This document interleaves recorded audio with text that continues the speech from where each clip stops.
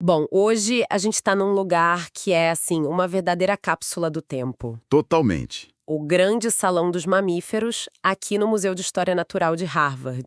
O espaço tem essa coisa do século XIX, né? Sim, essa imponência, as vitrines de madeira escura, a iluminação. Você sente o peso da história aqui. Exato. É o tipo de lugar que um cientista como Louis Agassiz, que foi fundamental para Harvard, Ah, ele teria amado isso aqui. com certeza, tudo perfeitamente organizado, classificado. É uma tentativa de colocar ordem no caos da natureza. Sim. Mas, sabe, apesar de toda essa beleza, essa organização, tem alguma coisa que incomoda. Não sei bem o que é. É uma sensação de que a história não está completa. E essa sensação é, olha, o ponto de partida perfeito para a nossa análise de hoje. É mesmo? Sim, porque a missão aqui é justamente investigar as histórias que essas vitrines não contam. O salão é uma obra-prima da história natural, focado na classificação, na biologia. Na anatomia. Exato.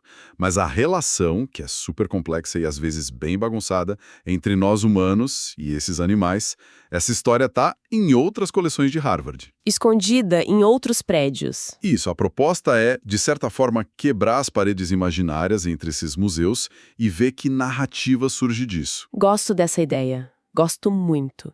Porque quando a gente caminha pelo salão, o que se vê são esses animais em poses perfeitas, super realistas. É impressionante a técnica. Muito. Um urso pardo se erguendo, uma família de leões. Parece que a gente entrou numa fotografia tridimensional da vida selvagem. Só que tá tudo congelado. E a única figura humana no salão inteiro é um esqueleto. Sim, ali na seção dos primatas. Só para nos lembrar que, ok, também somos animais. Mas isso só classifica a gente, nos coloca numa caixinha biológica. Não diz nada sobre como a gente viveu com todas essas criaturas, né? Nada. Como caçamos, amamos ou até tememos esses bichos todos. Exatamente. E essa ausência, ela é uma declaração, mesmo que não seja intencional. Como assim? Ela reforça uma ideia muito forte no século XIX, a de que a natureza é uma coisa e a humanidade é outra. Ah, sim. A natureza como um mundo intocado, puro. Isso, que a gente observa à distância, talvez com um binóculo, e cataloga. Mas a realidade nunca foi essa. Nós sempre estivemos misturados. Sempre. E o fascinante é que, se a gente pegar emprestado alguns objetos de outros cantos de Harvard, essa história de separação desmorona.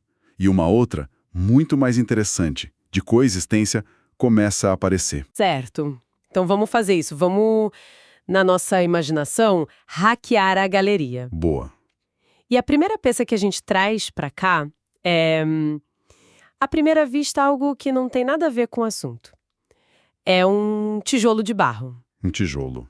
Sim, um tijolo da Mesopotâmia. Foi encontrado num sítio arqueológico chamado Nuzi, e ele tem tipo uns 3.500 anos. É muito antigo. Aí a gente pensa, um tijolo antigo. O que ele estaria fazendo aqui, do lado de um coiote empalhado?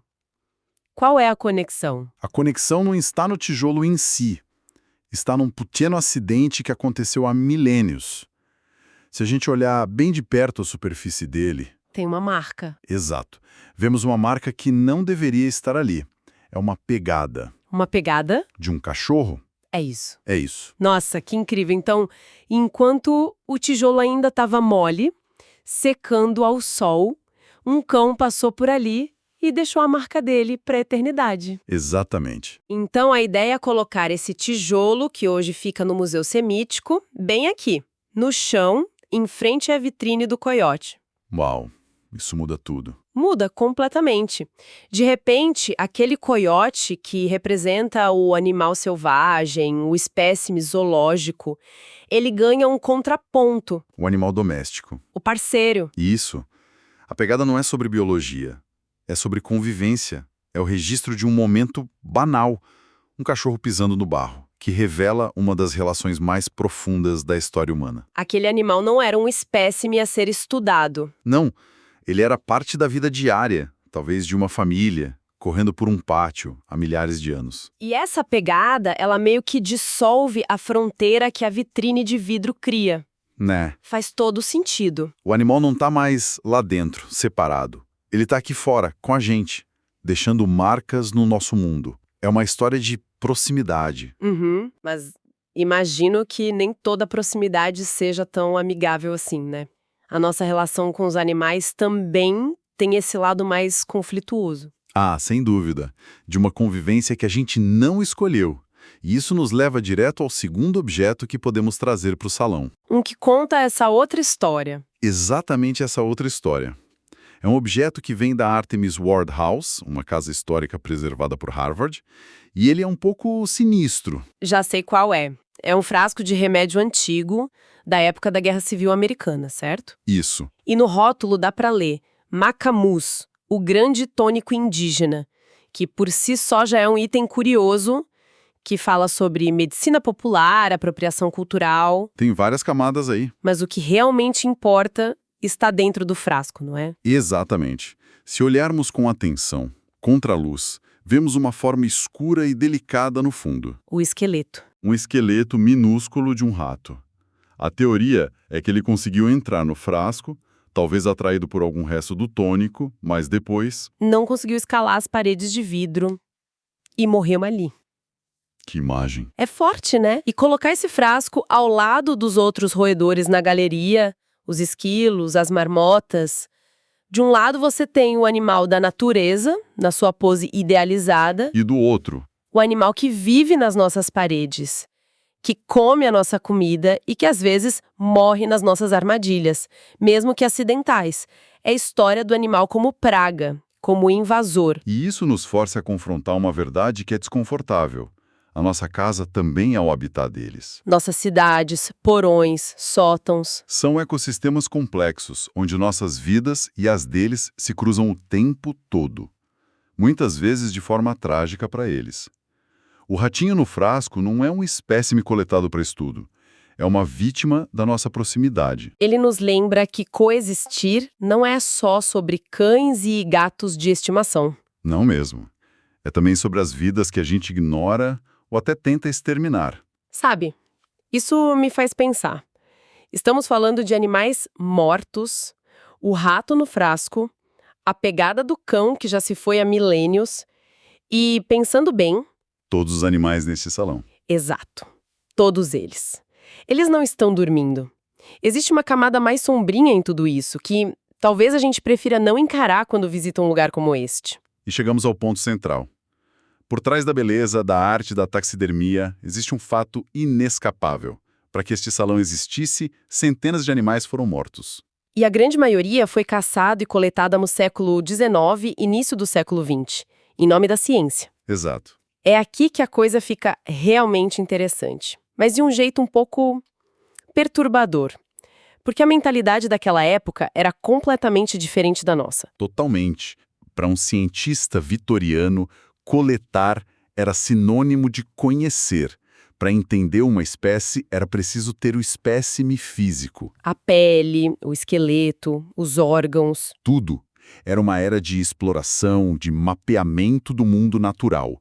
A ideia de ir a campo com uma câmera fotográfica ou um gravador de áudio, como fazemos hoje, era... impensável. A caça era uma ferramenta científica. Era. E hoje o nosso paradigma mudou 180 graus. O foco principal da biologia de campo é a conservação. É manter os animais vivos e nos seus habitats. E essa mudança de mentalidade faz com que a gente olhe para esses animais empalhados de um jeito diferente. Com certeza. Para alguns, a taxidermia, que já foi vista como uma celebração da natureza, hoje pode parecer um monumento à destruição, um lembrete de uma era de exploração predatória. E o próprio museu sabe dessa tensão. Eles não a escondem. Pelo contrário, de uma forma muito inteligente, eles usam um objeto específico aqui no salão para nos fazer pensar sobre essa transição complexa.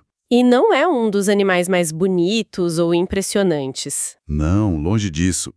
Na verdade, é uma peça que se destaca por ser meio crua, meio inacabada. Sim, eu sei qual é. Fica na parte de baixo de uma vitrine, quase escondido. É um crânio de rinoceronte. Esse mesmo. E ele realmente destoa do resto. Não tem pele, não tem olhos de vidro, nada daquela perfeição da taxidermia. É só o osso, amarelado pelo tempo. E tem detalhes estranhos. Sim, um parafuso enferrujado na base onde o chifre se encaixa e uma etiquetinha de papel pendurada por um barbante que parece que vai se desintegrar a qualquer momento. O que essa etiqueta nos diz? Essa etiqueta é a chave para uma história incrível de transformação. É o registro de proveniência do objeto. Ok. Nela está escrito que o crânio foi adquirido por um curador do museu chamado John Phillips. E ele o comprou de uma empresa londrina muito famosa na época, a Rowland Ward. Rowland Ward. Esse nome não me é estranho. Eles não eram famosos por troféus de caça? Exatamente. A Rowland Ward era a principal empresa do mundo em taxidermia para caçadores ricos que voltavam de safaris na África e na Ásia. Então esse crânio começou sua jornada não como um espécime científico... Mas como um troféu de caça. E é aí que vem a grande virada na história. Qual? O mesmo John Phillips, o homem que comprou esse troféu e o trouxe para o museu, anos mais tarde, se tornou uma das figuras mais importantes no início do movimento internacional para a conservação de espécies. A vida dele espelha a mudança de mentalidade da própria ciência. Perfeitamente. Ele foi de colecionador, de comprador de troféus, para protetor. Que incrível! E a história fica ainda mais potente quando a gente descobre de que animal é o crânio. É de um rinoceronte branco. Uma espécie que hoje está... criticamente ameaçada de extinção.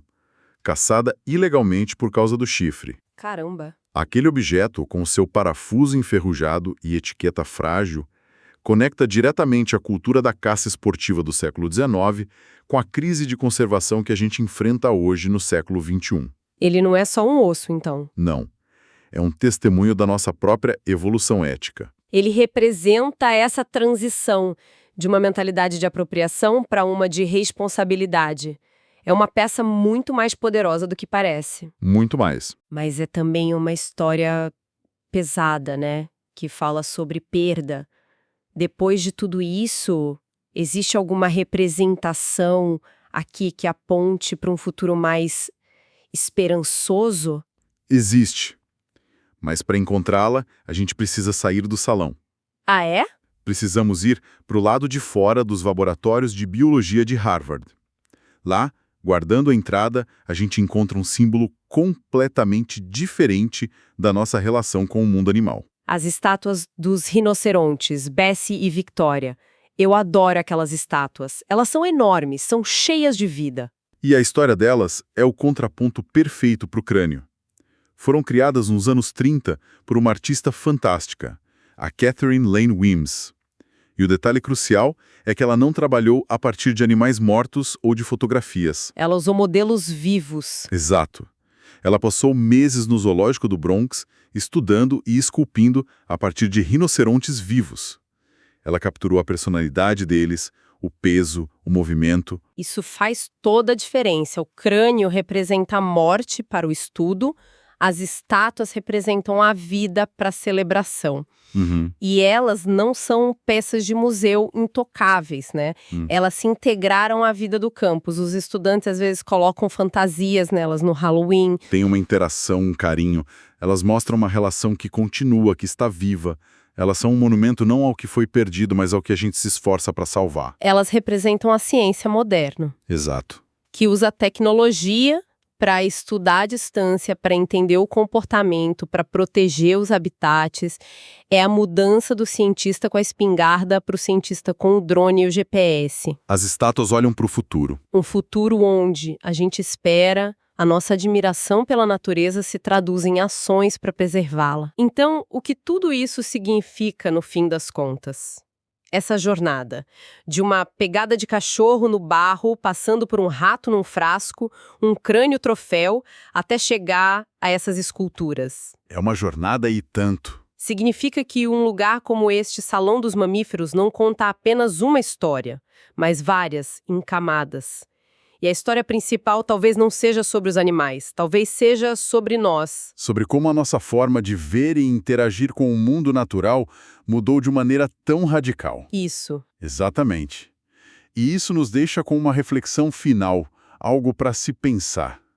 A fonte original menciona que este salão está sempre cheio de crianças, com os olhos arregalados, sabe? Absolutamente maravilhadas com aqueles animais. Ah, eu lembro dessa sensação de ir num museu desses quando era criança. Pra mim era pura magia. Pois é. Nunca me passou pela cabeça perguntar como aquele urso polar imenso veio parar ali. E a questão fica essa.